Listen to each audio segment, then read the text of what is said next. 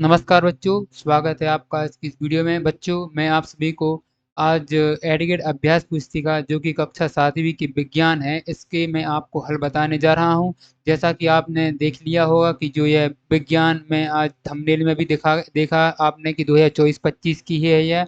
और आपको यह कंफर्म कर लेना है पहले कि 24-25 की ही आपको मिली है कि नहीं मिली, क्योंकि 2023 में जो पुस्तिका मिली थी उससे 2000 जो ये पुस्तिका है ये पूरी पूरी बदल चुकी है और इसके प्रश्न और सब कुछ बदल चुके हैं।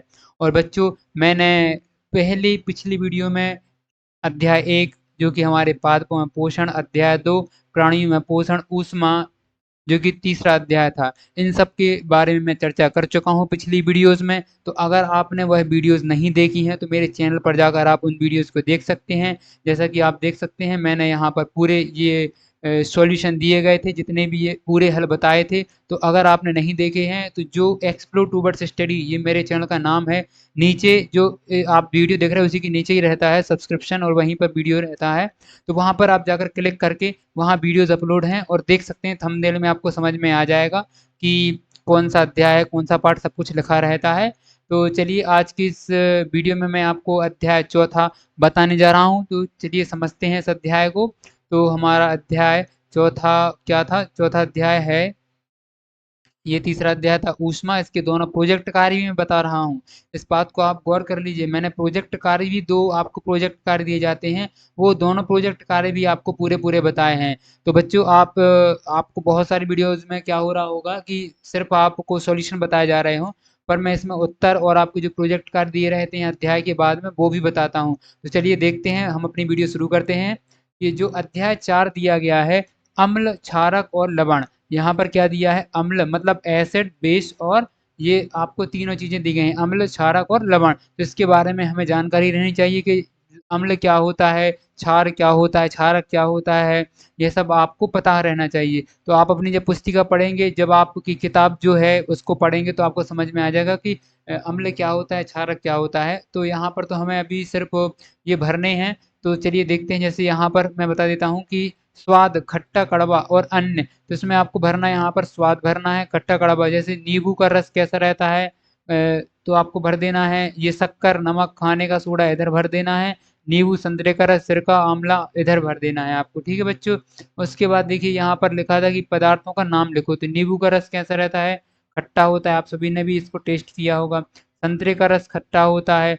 खाने का सोडा कड़वा होता है। अंगूर कैसा रहता है? खट्टा रहता है। नमक कैसा रहता है? खारा रहता है। और ये खारा हटा देना आपको। ठीक है, नमक कैसा रहता है? खारा, इतना आपको लिख देना है। और यहाँ पर ये भी टिक लगाना है कि ये क्या है? ये क्षार है। ये संतरे का रस और ये दोनों अम्ल हैं। और जो अंगूर है ये भी क्या है? एक अम्ल है। ठीक है। उसके बाद यहाँ से हमें वस्तुनिष्ठ प्रश्न दिए गए थे कि वस्तुनिष्ठ प्रश्न को पूरा कीजिए। तो देखिए, यहाँ हमें पहला मतलब प्रश्न दिया गया है कि चींटी के काटने पर वह हमारे शरीर में कौन सा अम्ल छोड़ती है? तो कौन सा अम्ल छोड़ती है? फॉर्मिक अम्ल छोड़ती है। उसके बाद देखिए, दूसरा प्रश्न यहाँ पर दिया गया है कि वे पदार्थ जिनका स्वाद खट्टा होता है, ऐसे पदार्थों को रासायनिक प्रकृति होती है। उन रसायनों कैसी प्रकृति होती है? तो वो उनकी अम्लीय प्रकृति होती है। उसके बाद देखिए, तीसरा हमसे पूछा गया था कि अपचन से बचने के लिए हम दूध या मैग्नीशिया या मिल्क ऑफ मैग्नीशिया को उपयोग करते हैं, तो वह क्या होता है? तो वह प्रति अम्ल होता है। उसके बाद चौथा वाला पूछा है कि गुड़हल के पुष्प की पंखुड़ियों का बना सूचक अम्ल के साथ रंग देता है, तो कैसा रंग आता है? गहरा गुलाबी रंग आता है। उसके बाद देखिए, अगला प्रश्न हमसे पूछा गया है, जो विलयन लाल अथवा नीले लिटमस पत्र के रंग में परिवर्तित नहीं होते, उनको वो कैसी उनकी स्थिति होती है? उनकी उदासीन स्थिति होती है, अम्लीय नहीं होती है, ना कि क्षारीय, और ना ही अम्लीय और क्षारीय दोनों। ये क्या रहते हैं? उदासीन विलयन रहते हैं। उसके बाद यहाँ से हमें रिक्त स्थान की पूर्ति करने दिया गया था, जिसमें आपको यहाँ पर देख सकते हैं आप कि ये ऑप्शन दिए गए थे कि क्षारक, उदासीन, अम्लीय, लवण, लैक्टिक अम्ल। ये आपको यहाँ पर दिए गए थे ऑप्शंस। इनको ऑप्शंस को भरना था यहाँ चार्ट के। जैसे पहला वाला दिया है, अत्यधिक मात्रा में रासायनिक उर्वरकों का उपयोग मृदा को खालिस्तान बना देता है, तो यहाँ क्या आ जाएगा? अम्लीय बना देता है। कैसा बना देता है? अम्लीय बना देता है। यहाँ आपको अम्लीय भर देना है। दूसरा वाला प्रश्न देखिए, पूछा गया है कि जो दही है उसमें खालिस्तान अम्ल पाया जाता है, तो लैक्टिक अम्ल पाया जाता है। और तीसरा वाला पूछा है कि आसुत जल की प्रकृति खालिस्तान होती है, तो उदासीन होती है। इसी प्रकार देखिए, चौथा प्रश्न हमसे पूछा है कि ऐसे पदार्थ जिनका स्वाद कषैला होता है, जो स्पर्श करने पर साबुन जैसा लगता है, उसको क्षारक कहलाते हैं वह। और देखिए अम्ल और क्षारक एक दूसरे को उदासीन करके खालिस्तान बनाते हैं, क्या बनाते हैं, लवण व जल बनाते हैं। देखिए यहाँ पर अगला हमसे पूछा है कि अति लघु उत्तरीय प्रश्नों को भरना है।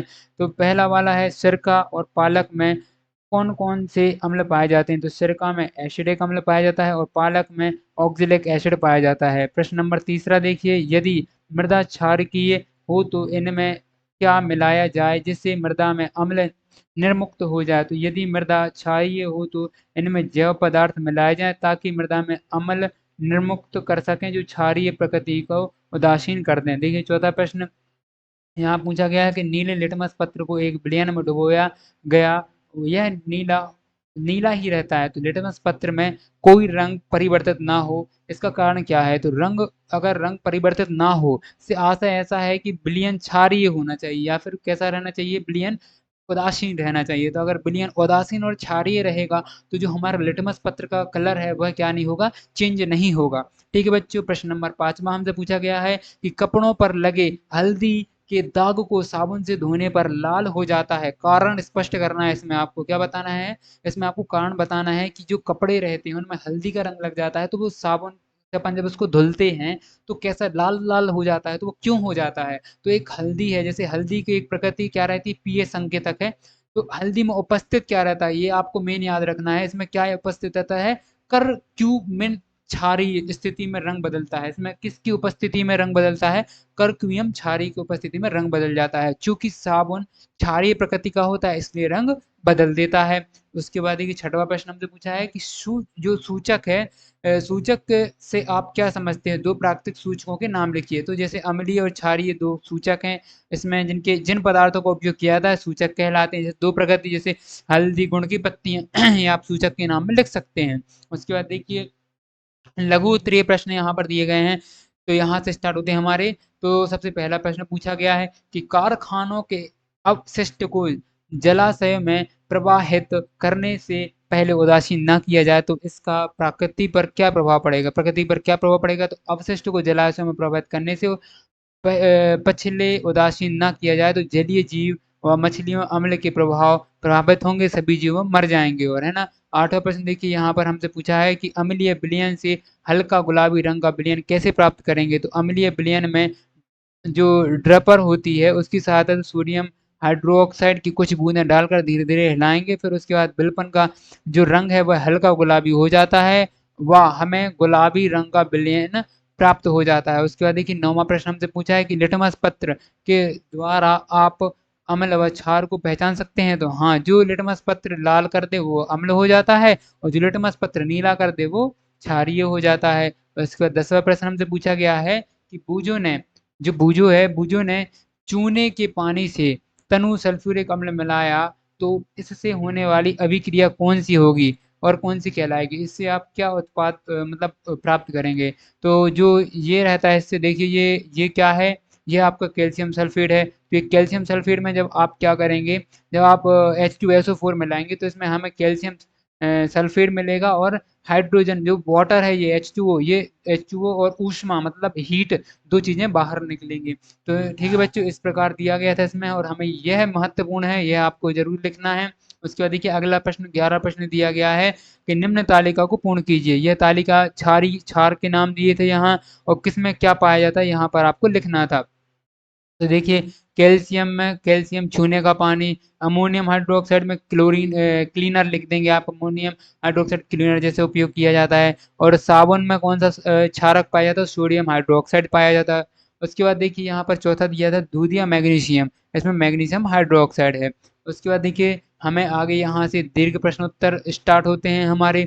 तो जैसे 12वां प्रश्न हमसे पूछा है कि जो अम्लीय वर्षा से आप क्या समझते हैं, यह किस कारण होती है। जो अम्लीय वर्षा होती है वो किस कारण से होती है यह बताना है और इसके हानिकारक प्रभाव क्या हैं यह भी आपको इसमें बताना है। तो जो अम्लीय वर्षा है यह वातावरण में CO2 की अधिकता हो जाए और NO2 के कारण पानी में भू आयन की मात्रा बढ़ जाने के कारण अम्लीय वर्षा होती है। किस किस के कारण, एक तो अगर कार्बन डाइऑक्साइड और दूसरी नाइट्रोजन ऑक्साइड, इन दोनों के कारण पानी में भू आयन की मात्रा बढ़ जाती है तो अम्लीय वर्षा होने लगती है और यह पेड़ों को नुकसान पहुंचाती है। क्या नुकसान? ऐसा पूछा था ना, हानिकारक प्रभाव। तो एक क्या हानिकारक प्रभाव हो गया कि यह पेड़ों को नुकसान पहुंचाती है। दूसरा कि ताजमहल का जो सफेद संगमरमर है इसको भी प्रभावित कर रही है। कैसा होता जा रहा है? येलोइश कलर का होता जा रहा है, पीला पीला पड़ता जा रहा है, जो व्हाइट कलर का संगमरमर था ताजमहल का। ठीक है बच्चों।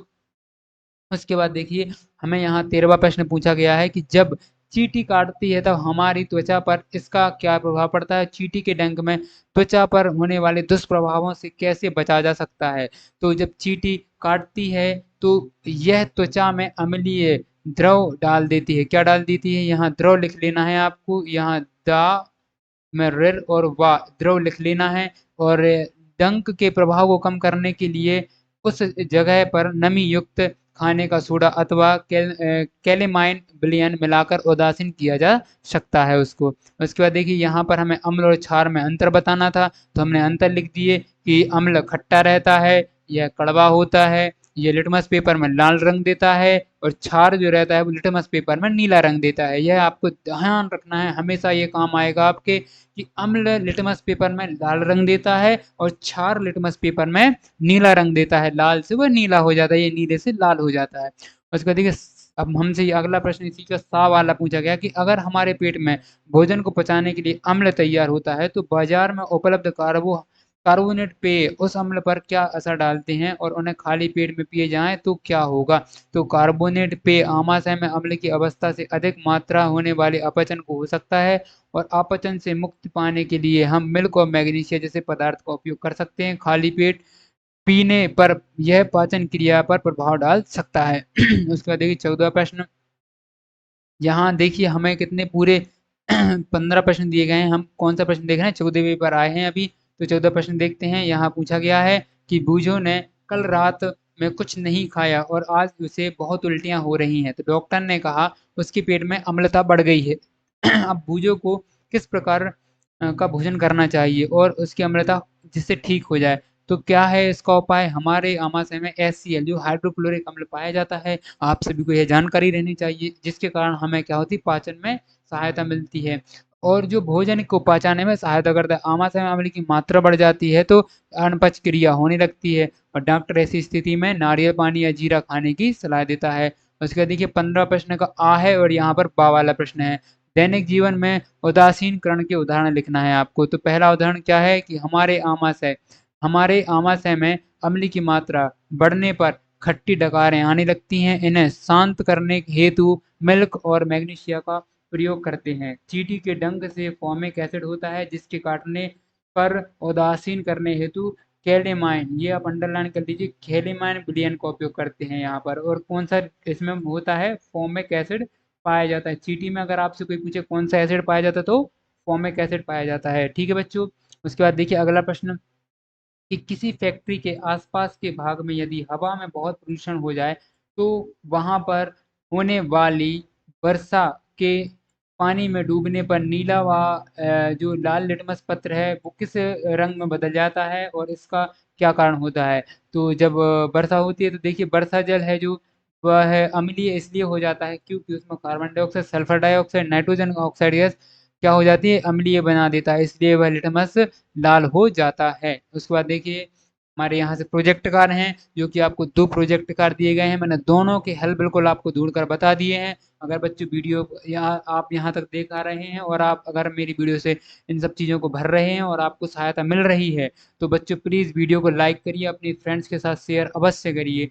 और एक और रिक्वेस्ट कि आप प्लीज़ चैनल को सब्सक्राइब कर लीजिए जिससे जो अगला मैं चैप्टर अपलोड करूँ तो आपके पास नोटिफिकेशन आ जाए, है ना? और आपको पूरे चैप्टर्स आप हल कर पाएँ अच्छे से। चलिए देखते हैं प्रोजेक्ट कार्य फर्स्ट। तो पहला प्रश्न दिया गया था कि एक चम्मच हल्दी पाउडर में थोड़ा जल मिलाकर उसका पेस्ट बनाए।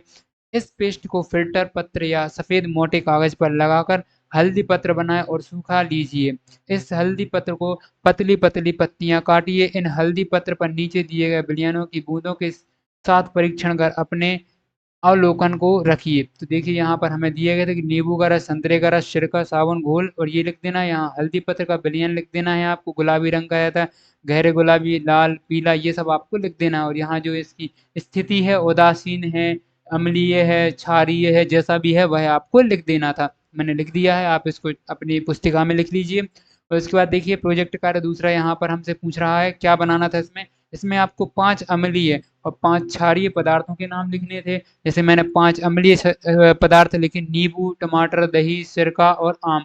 और इसमें मैंने इसके अम्ल लिख दिए कि कौन-कौन सी अम्ल पाए जाते हैं। जैसे नींबू में साइट्रिक अम्ल, टमाटर में ऑक्जेलिक अम्ल, दही में लैक्टिक अम्ल, सिरका में एसिडिक अम्ल, आम में एस्कॉर्बिक अम्ल पाया जाता है। और क्षारीय पदार्थ जैसे बेकिंग सोडा, इसमें सोडियम कार्बोनेट पाया जाता है। और ब्लीच में क्या है, सोडियम हाइपोक्लोराइड होता है। तो यह आपको याद रहनी चाहिए, यह एग्जाम में आते हैं और जो कॉम्पिटिटिव एग्जाम होते हैं उनमें भी यह पूछे जाते हैं। इसलिए यह आपको अच्छे से याद कर लेने हैं कि नींबू में कौन सा अम्ल पाया जाता है, यह हमेशा याद रहना चाहिए आपको। अगर बच्चे वीडियो पसंद आई है तो वीडियो को लाइक करिए, चैनल को सब्सक्राइब करिए और अपने दोस्तों के साथ भी शेयर करिए इस वीडियो को, जिससे वह भी अपनी पुस्तिका को अच्छे से भर पाएँ। और अगली वीडियो में मैं आपको अध्याय जो कि हमारा भौतिक एवं रासायनिक परिवर्तन है वह समझाऊँगा। तो बच्चों मिलते हैं नेक्स्ट वीडियो में। थैंक यू, धन्यवाद।